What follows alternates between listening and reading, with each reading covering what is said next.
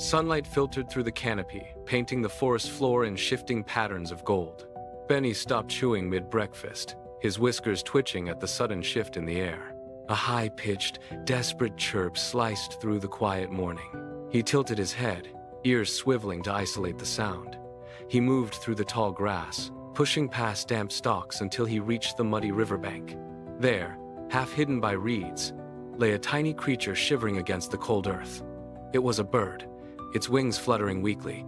Unable to lift it from the dirt, Benny stepped closer, his nose brushing the bird's side. The creature peeped again, a thin, frantic sound. Benny looked up, tracing the line of the river to the massive oak tree standing tall on the opposite bank. The distance was significant, and the path was treacherous. Benny looked back at the small bird, then back at the oak. He did not hesitate. He nudged the bird toward the start of the trail and began to hop, his path set toward the water. The mission had begun. The wooden bridge groaned under Benny's weight, each plank bowing and swaying above the rushing current. He kept his focus locked on the path ahead, ignoring the dizzying drop into the water below. Halfway across, the rhythm of the swaying wood changed. A sharp rustle erupted from the thick brush at the bridgehead. Benny froze. A pair of narrowed, amber eyes locked onto him from the shadows, followed by the twitch of a tail. The fox lunged. Benny did not look back. He scrambled forward, his claws scrabbling against the slick, rotting timber. He reached the bank just as a set of sharp teeth snapped shut inches from his tail. He saw the opening of a hollow log and dove inside, his body pressing into the damp, dark wood. Outside, heavy paws circled the log, sniffing at the entrance. Benny curled into the tightest ball he could manage, his heart hammering against his ribs like a trapped bird. Every muscle in his body remained rigid.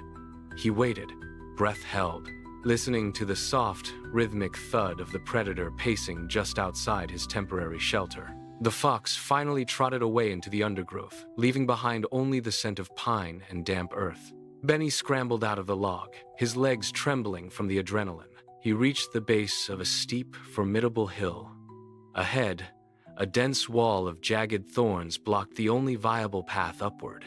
He paced the perimeter, looking for a way through, when a sharp chattering sound drew his gaze upward. A squirrel sat on a low branch, watching him intently. It tilted its head, then pointed a claw toward a narrow, hidden tunnel beneath the thickets. Benny nodded his thanks and ducked into the dark, narrow passage. He emerged on the higher ridge, his breath ragged, only to face a wide, jagged gap in the rocks. The drop was too far to jump. Just as he turned to search for a detour, a large deer stepped from behind a cluster of ferns. It lowered its head, waiting. Benny scrambled onto its back, gripping the coarse fur as the deer tensed its muscles. With a powerful, sudden spring, the deer vaulted across the divide. They landed smoothly on the plateau. Benny looked back at the forest floor below, realizing he was no longer alone in this mission. The massive oak loomed above, its bark like an endless, cragged mountain wall.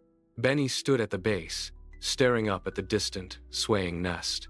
It hung far out of reach, dangling over the abyss. He paced, his ears drooping, until a soft, rhythmic hoot broke the silence.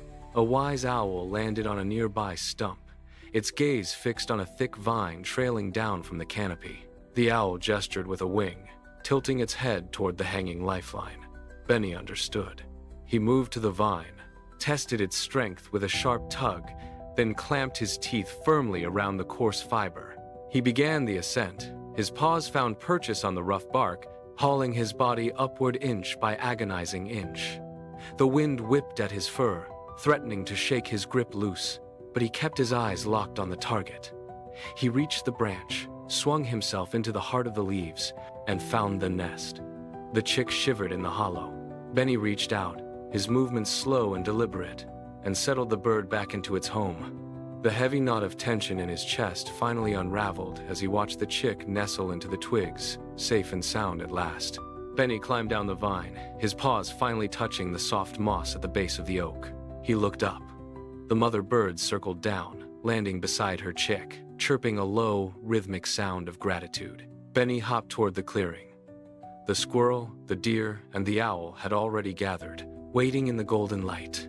Above them, The sun began to dip below the horizon, bleeding vibrant orange and deep violet across the canopy. The intensity of the day melted away into the quiet of the evening. They stood together in a circle, the forest settling into its nightly rhythm. There was no need for noise. The weight of the day's journey remained, but it was now shared among them. Benny felt the cool air settle against his fur as the last sliver of daylight vanished behind the hills. He looked at his companions, one by one. They had begun the day as strangers in a vast woods, but the path had forged a silent, unbreakable bond.